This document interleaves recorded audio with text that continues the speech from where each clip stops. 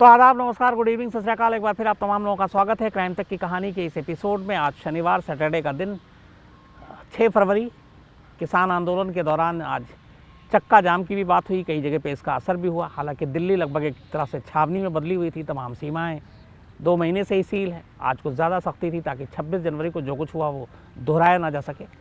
तो कुल मिलाकर शांतिपूर्ण तरीके से सब कुछ चला। ये तो रहा उसका अपडेट। दूसरा, आज की कहानी के ऊपर आते हैं। आज की कहानी ऐसी है कि इस पर वाकई आने वाले दौर में अगर कोई फिल्म बने या वेब सीरीज़ बने तो चौंकना नहीं चाहिए, क्योंकि इस कहानी में जितनी सारी चीज़ें हैं वो किसी भी फिल्म डायरेक्टर, कहानीकार, इन सबको अपनी तरफ खींच सकता है। कहानी एक गैंगस्टर की है और इस कहानी में कई चीज़ें एक साथ हुई। एक लड़का जो कुश्ती का शौकीन, पहलवानी का शौकीन, एक लड़का जो एक ऐसे इलाके से निकलता है जहाँ के लोगों का इतिहास रहा है कि वो लोग सिर्फ सेना में जाते हैं, आर्मी में। और चूँकि अपने आसपास गांव वालों को उसने सेना में जाते हुए देखा तो बचपन की ही उसकी ख्वाहिश थी कि वो भी सेना में जाए। 12वीं तक उसने पढ़ाई की, लेकिन पढ़ाई से ज़्यादा उसका शौक़ जो था वो पहलवानी और कुश्ती में था। हरियाणा का रहने वाला था। हरियाणा में कुश्ती की अपनी एक परंपरा है। 12वीं तक सब कुछ ठीक था। कुश्ती, पहलवानी का उसको जुनून, शौक़ और बॉडी बिल्डिंग, एक्सरसाइज, इन सारी चीज़ों का भी शौक़। और लग रहा था कि देश को एक और सेना इस गांव से मिलेगा।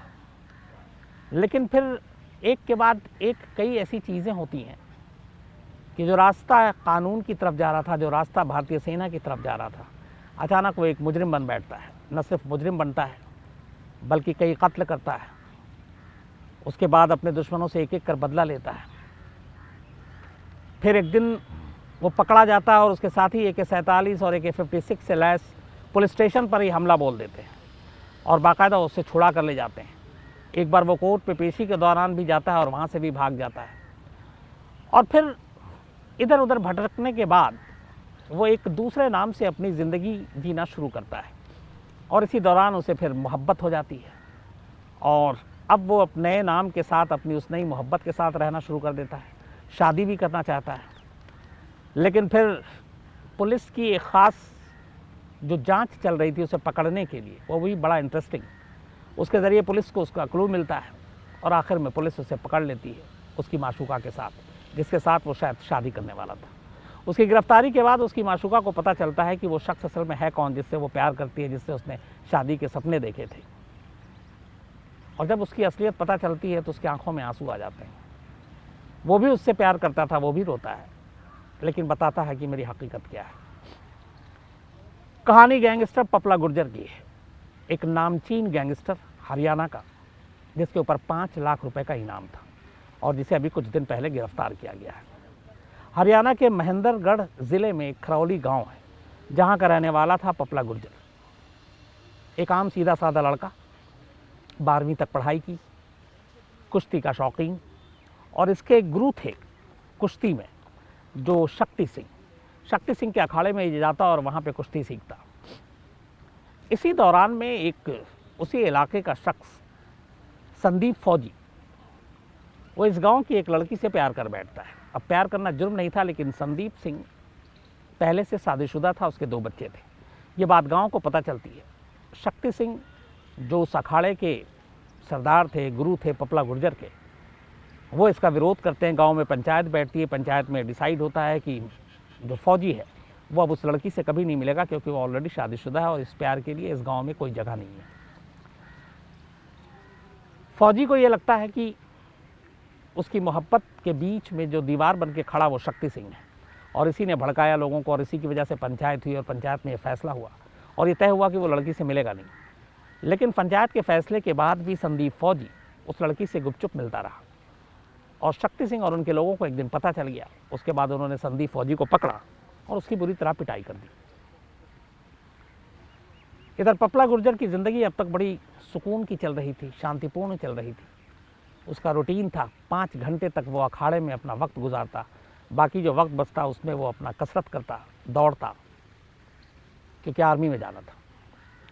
अब शक्ति सिंह ने जब पिटाई कर दी संदीप फौजी की, संदीप फौजी को बहुत बुरा लगा। उसके बाद उसने कहा वो शक्ति सिंह से बदला लेगा, इसके बाद उसने 2-3 गुंडों को हायर किया और फिर एक दिन चाकू से हमला कर संदीप सिंह की हत्या कर दी, शक्ति सिंह की हत्या कर दी। शक्ति सिंह जो कि पपला गुर्जर का गुरु। ये बात जब पपला गुर्जर को पता चली तो उसका खून खौल उठा, क्योंकि वो उन्हें अपना गुरु मानता था। और यहीं से उसकी ज़िंदगी की कहानी पलट गई।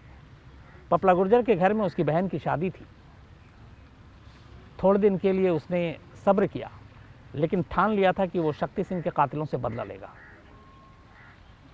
थोड़ा वक्त बीता, फिर एक रोज़ मौका आया, और मौका आते ही 2014 में पपला गुर्जर ने जुर्म की दुनिया में पहली बार कदम रखा और संदीप फौजी, उसकी माँ, उसके मामा और उसके नाना, 4 लोगों की एक साथ अपने लोगों के साथ जाकर हत्या कर दी। तो अपने गुरु का बदला लेने के लिए उसने 4 लोगों को मौत के घाट उतार दिया। चूंकि इन दोनों की दुश्मनी पहले से मालूम थी, इसलिए पुलिस तक ये बात पहुंची। संदीप फौजी के घर वालों ने शिकायत की, हरियाणा पुलिस ने फिर खोजबीन की और फरारी में भाग रहे पपला गुर्जर को किसी तरह से गिरफ्तार कर लिया। गिरफ्तार करने के बाद उसे जेल में डाल दिया गया। फिर एक रोज़ 2017 में 8 सितंबर 2017 पपला गुर्जर को पेशी के लिए अदालत ले जाया गया। अदालत के कंपाउंड में जेल की गाड़ी में वो बैठा हुआ था। इसी दौरान में जब उसकी बारी आने वाली थी, जेल की वैन से उसको उतारा गया और ये भी कहते हैं कि कुछ पुलिस वाले भी उसकी मदद कर रहे थे। और वैन से उतरते ही पपला गुर्जर पुलिस टीम पर गोली चलाते हुए, क्योंकि उसको हथियार भी मिल गया कहीं से, और वो वहाँ से भाग गया।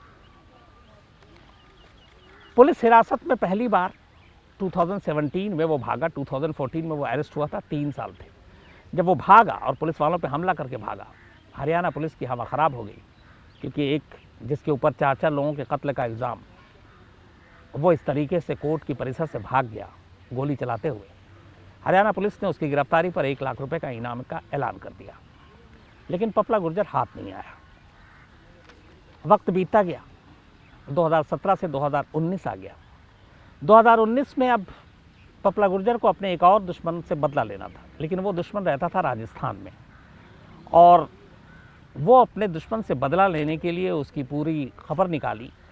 और फिर 5 सितंबर 2019 को बदला लेने के लिए अपने साथियों के साथ वो अलवर ज़िले की बहरोड़ इलाके में पहुंच गया। गाड़ियों में ये लोग सवार थे।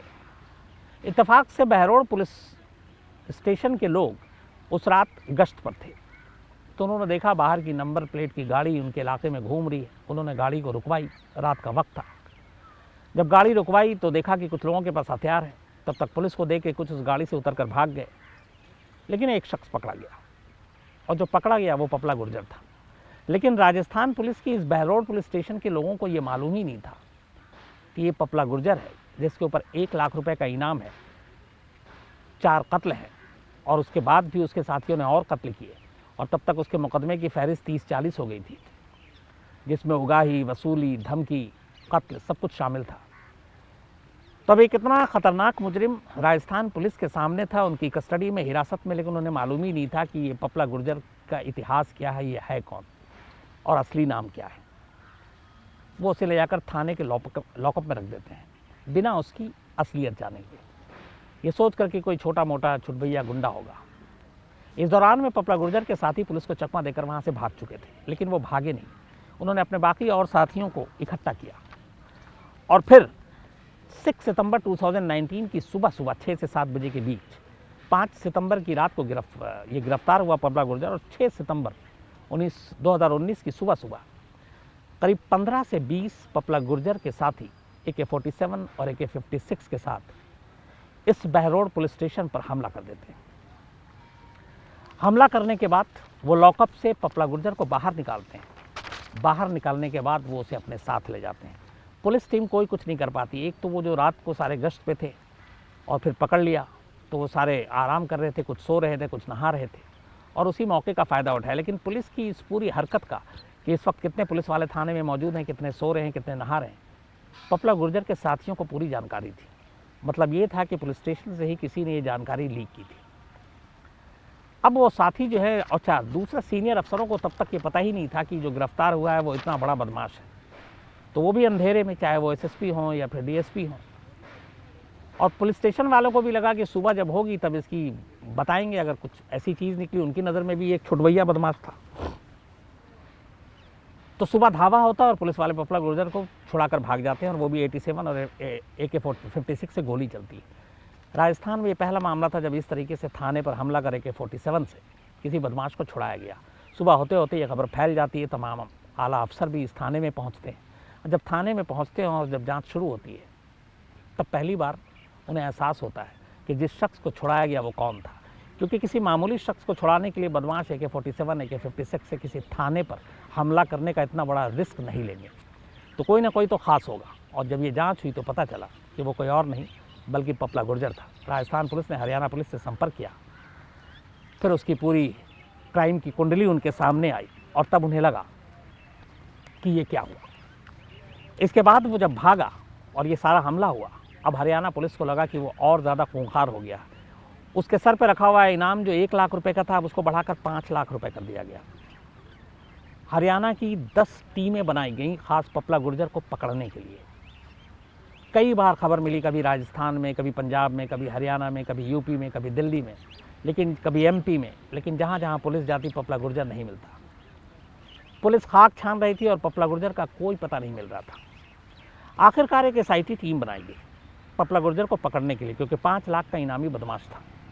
और जिस तरीके से थाने पर हमला कर उसे छुड़ाया गया था, राजस्थान पुलिस की भी किरकिरी थी, और इससे पहले हरियाणा पुलिस के खुद कस्टडी से भागा था, तो हरियाणा पुलिस की भी किरकिरी थी। दोनों को गुस्सा था और दोनों उसे पकड़ना चाहते थे, पर सवाल ये था कि पकड़े कैसे।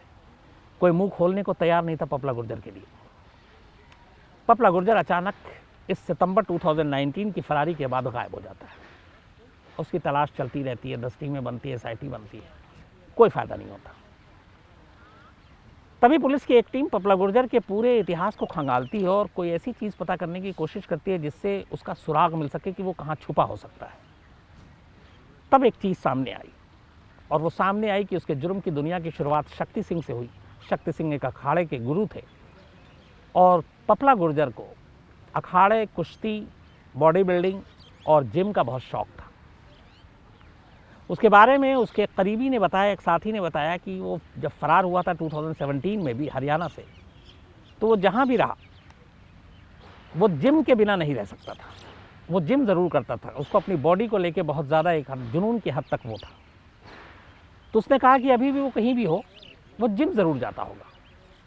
अब पुलिस ने इसके बाद तमाम जिम और उसके आसपास के इलाकों को खंगालना शुरू किया, जो जिम बहुत ज़्यादा मशहूर भी ना हो और जहाँ उसके आने की गुंजाइश हो। हरियाणा, राजस्थान, दिल्ली, यूपी, पंजाब, इन जगहों पे जिम के अंदर उसको खंगालने का काम शुरू होता रहा, लेकिन पपला गुर्जर का कोई सुराग नहीं मिला। वक्त बीतता गया। अब इसी दौरान ये जनवरी 2021, नया साल भी शुरू हो गया। जनवरी 2021 के दूसरे हफ्ते में राजस्थान और हरियाणा पुलिस, क्योंकि राजस्थान को भी वांटेड था, वो उनके थाने पे हमला किया था। हरियाणा पुलिस में ऑलरेडी वो मर्डर और बहुत सारे मामलों में शामिल था।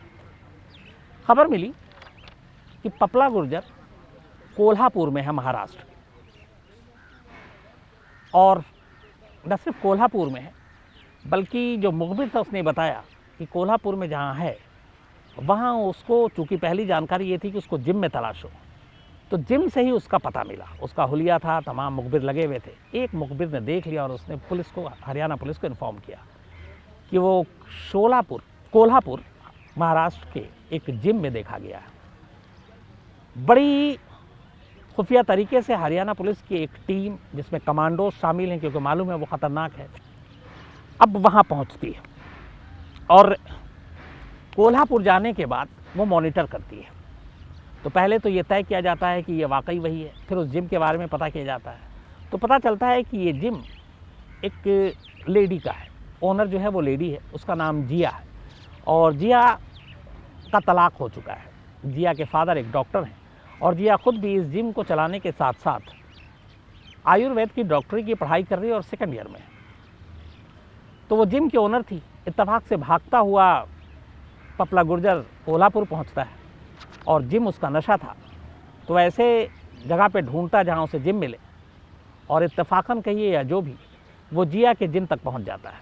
वो जिम जाता है, जिम ज्वाइन करता है। जिम की ओनर जिया थी। धीरे धीरे दोनों में दोस्ती होती है। वो करीब 5 घंटे डेली उस जिम में गुजारा करता था।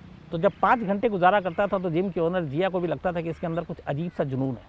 फिर उसने उससे पूछा कि तुम क्या हो नाम। फिर धीरे धीरे दोस्ती हुई। उसने बताया मेरा नाम उदल सिंह है और मैं राजस्थान के रॉयल फैमिली को बिलोंग करता हूँ, शाही परिवार से। तो जिया भी प्रभावित हो गई। फिर इन दोनों में धीरे धीरे दोस्ती हुई। दोस्ती के बाद प्यार हुआ। जिया का तलाक हो चुका था। इधर पपला गुर्जर भी भागते भागते थक गया था और वो अपनी एक नई ज़िंदगी शुरू करना चाहता था। तो वो जिया से शादी करना चाहता था। बात बहुत आगे तक बढ़ी। फिर जिया ने एक रोज़ अपने पापा जो डॉक्टर थे उनसे ले जाकर पपला गुर्जर को मिलवाया और बताया कि हम दोनों शादी कर रहे हैं। बाप ने पूछा कि इसका पूरा बैकग्राउंड क्या। उसने बताया कि बाकायदा आधार कार्ड उसके सारे वो थे, उदल सिंह नाम है और राजस्थान की रॉयल फैमिली से हूँ। पिता भी तैयार हो गए। बस अब ये था कि इनकी शादी होने वाली है।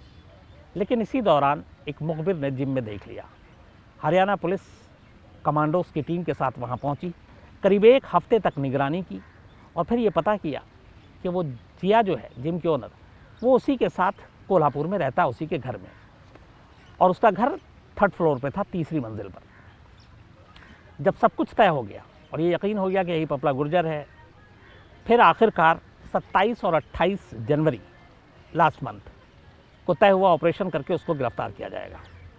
रात को पुलिस की टीम पहुंचती है, उस पूरे घर को चारों तरफ से घेर लेती है। पुलिस की टीम सादी वर्दी में थी ताकि किसी तरह से भनक न मिले। अब इसमें गड़बड़ ये हुई कि इलाके के लोग जो थे आसपास के, उन्हें लगा कि ये गुंडे डकैत हैं, बदमाश हैं, रात को यहाँ क्या कर रहे हैं। तो वो कुछ शोर करने लगे। पुलिस वालों ने बड़ी मुश्किल से लोकल पुलिस के ज़रिए उनको समझाया कि हम पुलिस वाले हैं, बदमाश नहीं हैं। तब लोगों को यकीन आया। इसके बाद इस शोर की वजह से तब तक पपला गुर्जर अलर्ट हो गया। उसे लगा कि कुछ गड़बड़ है। फिर उसने देखा 3rd फ्लोर के चारों रास्तों को, जितने भी रास्ते थे, सब बंद कर दिए गए थे। इसके बाद फिर जब उसने देख लिया और पुलिस को पता चल गया कि पपला गुर्जर को पता चल चुका है, तब पुलिस की एक टीम जो 3rd फ्लोर पे पहुंची, बाकी नीचे थी, उसने पपला गुर्जर को कहा कि वो सरेंडर कर दे। पपला गुर्जर माना नहीं। पुलिस से बचने के लिए ढाल के तौर पर उसने अपनी उसी मोहब्बत का इस्तेमाल किया, जिया का, और उसके गर्दन पे चाकू रख के वो बाहर आया और बोला कि अगर आप लोग यहाँ से नहीं जाओगे या मुझे पकड़ने की कोशिश करोगे तो मैं इसका गला काट दूँगी। लेकिन पुलिस अपनी जगह से हटी नहीं। पपला गुर्जर को भी लगा कि वो शायद फंस गया है और वो मारना भी नहीं चाहता था, क्योंकि वाकई वो उससे प्यार करता था और शादी करना चाहता था। तो फिर उसने उस जिया को छोड़ा और 3rd फ्लोर से 3री मंजिल से पीछे की तरफ कूद गया। काफ़ी ऊंचाई थी। उसके दोनों पैर में चोट लगी। वो लंगड़ाता हुआ पीछे के दरवाजे से भाग रहा था। लेकिन हरियाणा पुलिस, उनके कमांडोज और लोकल पुलिस ने उस घर की, उस बिल्डिंग को चारों तरफ से घेरा था, तो उसमें पिछला दरवाज़ा भी शामिल था।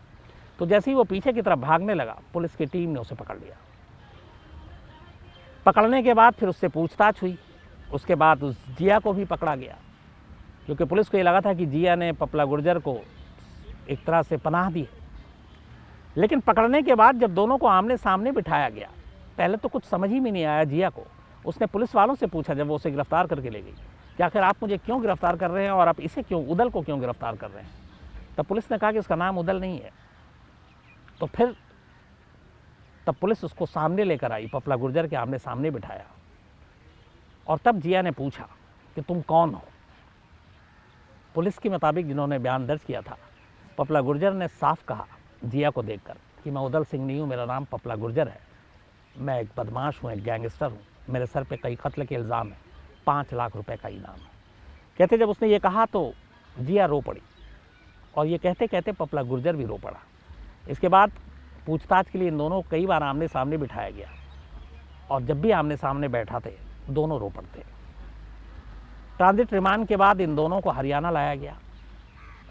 हालांकि पपला गुर्जर ने पुलिस से कहा कि मैंने जो जुर्म किया उसकी सज़ा दो, मुझे गिरफ्तार करो, पर जिया का कोई कसूर नहीं है, उसे छोड़ दो, क्योंकि उसे ये भी पता नहीं कि मेरी असलियत मैं कौन हूँ। मैंने ये बताया था कि मैं राजस्थान के रॉयल फैमिली से हूँ, मेरे गैंगस्टर होने का, मेरे सर पे इनाम होने की कोई जानकारी नहीं है। और पुलिस को भी शुरुआती बातचीत के बाद इस बात का यकीन है। लेकिन पुलिस जिया से ये पता करना चाहती कि कोल्हापुर में उसके और कौन कौन से ऐसे लोग थे जो मदद कर रहे थे और क्या क्या कुछ था, ताकि बाकी कड़ियों को जोड़ा जा सके।